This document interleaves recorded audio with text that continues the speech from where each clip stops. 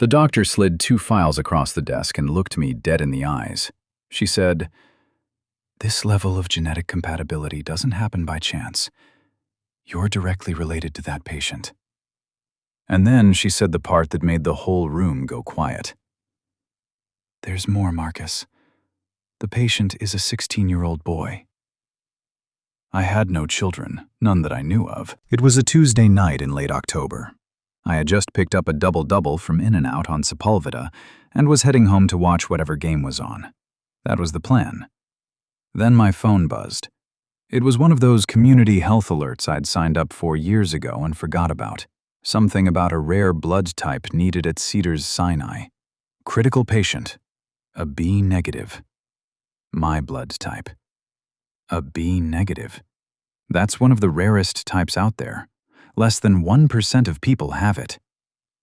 I sat at that red light for probably 10 seconds, just staring at the screen. Then I made a U-turn on Wilshire and drove to the hospital. I didn't think about it much. I figured, someone needs blood, I've got it. Simple as that. I had no idea what I was walking into. My name is Marcus Allen Webb. I'm 38 years old, and I live in Inglewood, California, about 15 minutes south of downtown LA, if traffic's cooperating, which it never is. I work construction, have for about 12 years. I pour concrete, I build frameworks, I show up at 5 in the morning, and I don't complain. That's the life I know. I drive a beat-up 2009 Chevy Silverado that's got more miles on it than I'd like to admit. I live alone in a 2-bedroom apartment off La Brea. I got a few good friends, a fantasy football league I take way too seriously, and a mom in Compton who calls me every Sunday to make sure I'm eating right. I'm not a complicated guy. I'm not rich. I'm not special. Or at least, that's what I thought. I need to back up. Because none of what happened that night makes sense without first telling you about her. Her name was Vanessa. I met her when I was 21, right here in Los Angeles. She was from Pasadena originally. Quiet neighborhood, big family house on the east side of the city. She was 20 at the time, studying nursing at Cal State LA. She had this laugh that could light up a whole room, and this way of making you feel like you were the only person in the universe when she talked to you. We dated for almost 2 years, and man, those were the best 2 years of my life up to that point. For her 22nd birthday, I saved up 3 weeks of pay from my warehouse job at the time and bought her a gold bracelet. It wasn't expensive, but it had a small charm on it, a crescent moon. She loved it. She never took it off. And then, 3 weeks later, she was gone. No call, no note, no explanation. Just gone. I remember the day clearly.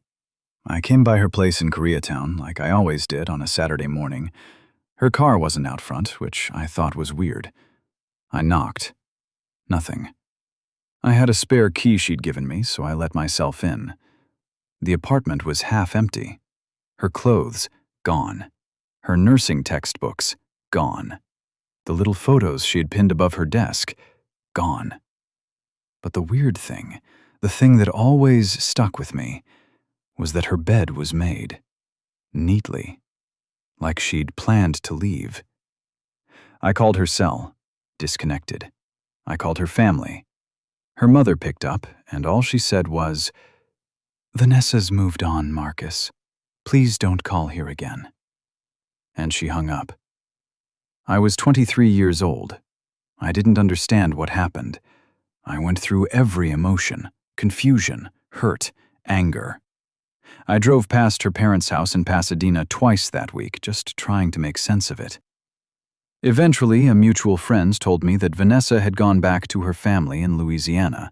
Baton Rouge, he thought. And then, years later, I heard through the same mutual friend that she had passed away. Some kind of illness. He wasn't sure of the details. And I grieved. Quietly. Alone. And then I tried to move on. The donation itself was simple. I checked in, they confirmed my blood type, drew what they needed. The nurse, a young woman named Brianna with braids and kind eyes, told me I was a lifesaver. Literally. I asked what happened to the patient. She said a teenage boy had been in a serious car accident on the 405 near Culver City. He'd been rushed in about an hour before. Critical condition. I felt something. I don't know, a quiet kind of heaviness. A 16-year-old kid, alone in a trauma bay on a Tuesday night in LA. I sat in the waiting area for a while. I don't know why. I could have walked out. I'd done my part. But something kept me there. I was on my second bad vending machine coffee when a woman in a white coat came through the double doors. She was moving with purpose, scanning the room. When her eyes landed on me, she stopped. She walked straight over. "Are you the donor?" she asked. "Yeah," I said. She exhaled. "I need you to come with me. There's something you should see." Her name was Dr. Rachel Patterson. She was one of the attending physicians on the trauma team. She closed the office door behind us and sat across from me like she was choosing her words very carefully. She said, "When we run emergency compatibility panels on donors for critical patients, we sometimes catch anomalies. In this case," and she placed the 2 files down in front of me, "the compatibility between your blood and this patient's isn't just a blood type match. The underlying genetic markers are extraordinarily similar, closer than we'd expect from even a partial family match." I stared at the papers. I'm no doctor. Half of what I was looking at looked like a foreign language to me. She pointed to a highlighted row. "This level of compatibility, statistically, doesn't happen by accident. The data indicates a direct familial relationship, either a sibling or, more likely, a parent and child." The room went very quiet. "You're saying," I started. "I'm saying," she said carefully, "that you may be this boy's biological father." I felt something shift in my chest, like the ground had moved 6 inches to the left. "That's not possible," I said. "I don't have kids." And that's when she folded her hands and said, "There's more. The patient's name isn't in our system yet. He had no ID on him. But one of the nurses found a document in his jacket pocket, an emergency contact form. Under Mother, there's a name listed." She slid a 3rd piece of paper toward me, and there it was. Vanessa Renee Thibodeau. The woman I had been told was dead. I asked to see him.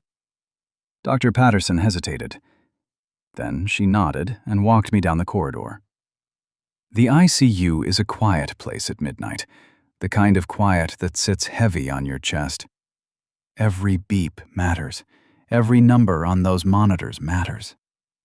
She stopped outside the glass and said, "He's stable. He came through the worst of it." I stepped up to the window, and I stopped breathing. The boy in that bed, he had my jawline, my nose, the same shape of forehead my mother always said came from her side of the family. He was tall, even lying flat, you could tell. I'm 6'2", and this kid looked like he'd be close. It was like looking at a photograph of myself at 16. The kind of thing that knocks the air right out of you. I pressed my hand against the glass. I didn't even realize I was doing it. And then I saw it. On his wrist, just below where a monitor was attached. A gold bracelet. Small, delicate, with a tiny crescent moon charm. My legs nearly gave out. I had bought that bracelet. I had clasped it around Vanessa's wrist the night of her 22nd birthday. 16 years ago. And now it was on the wrist of a boy who had my face. His name, I found out the next morning from a social worker, was Darius. Darius Thibodeau. 16 years old, a junior at a high school in Baton Rouge, Louisiana. He'd been in LA visiting a family friend when the accident happened on the 405. Vanessa wasn't dead. She had been alive all this time, living in Baton Rouge with a son she had never told me about. A son she had raised alone. The social worker told me Vanessa had been trying to reach the hospital since the accident. She was on a flight from Louisiana, expected to land at LAX by morning. I sat with Darius for 2 hours before he woke up. When he opened his eyes and looked at me, I don't know what he saw. I don't know what Vanessa had told him, or if she'd told him anything. He just looked at me with these quiet, dark eyes, and I could see my mother in him, clear as day. "Hey," I said. My voice came out rough. "I'm Marcus. I think I'm your dad." He blinked, slow, tired from the medication. And then, barely above a whisper, he said, "She told me about you." I completely fell apart. Right there, in that hospital chair, I put my face in my hands and cried in a way I hadn't cried since I was a little kid. Deep, ugly, shaking sobs. This 16-year-old boy, my son, reached over with his bandaged arm and put his hand on my shoulder. And that was that. That was the moment. She walked into Cedars-Sinai at 6:47 in the morning. I was standing in the hallway outside Darius's room when she came around the corner, and for a second, time just stopped. She looked older, we both did, but she was still her. Same eyes, same quiet way of holding herself. When she saw me, she stopped walking. For a long moment, neither of us said a word. The hallway noise, nurses, carts, announcements on the intercom, it all kind of faded out.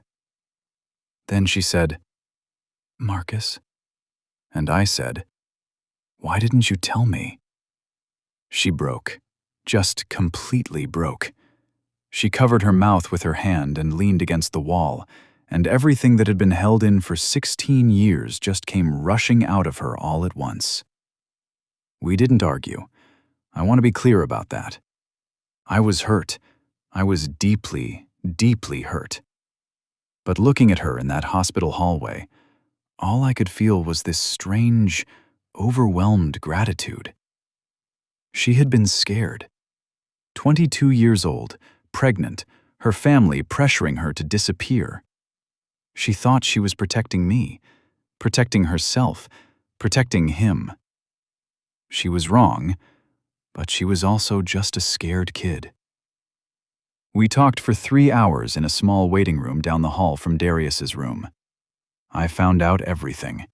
The pregnancy she discovered 2 weeks after she left, the decision to go home to her family in Baton Rouge, the years of raising Darius on her own. She'd told him his father was a good man from Los Angeles. She'd kept the bracelet on him his whole life. The next day, when Darius was stable enough, she brought me into his room, and the three of us sat together for the first time. I don't have the words for that morning. Some things are beyond words. That was 8 months ago. Darius recovered fully. Kid is tough as hell.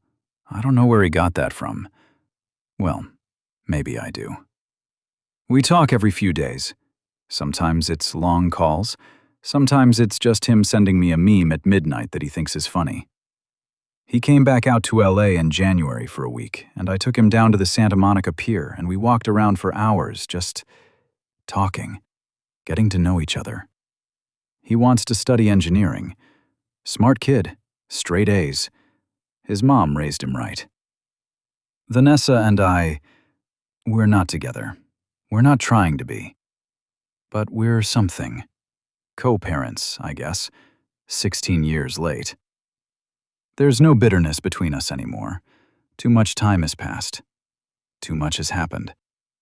Every time I think about that Tuesday night, that notification I almost swiped away, that U-turn I almost didn't make, I get chills all the way down my spine. I went to that hospital to give blood to a stranger. I came out with a son. Life is wild, man. It really is. If you're out there holding on to something you've been too scared to say, call somebody. Write a letter. Make the U-turn. You never know what's waiting on the other side of it. If this story touched your heart, if it reminded you that life has a way of bringing people back together when you least expect it, hit that like button and subscribe so you never miss another story like this one. I drop new reunions every single week. Someone in your life needs to hear this story. Share it with them right now. You just heard a story about a U-turn that changed everything. Want to hear another one? There's a video on your screen right now about someone who walked into a stranger's home and realized they'd been there before. Click it. You won't want to stop watching.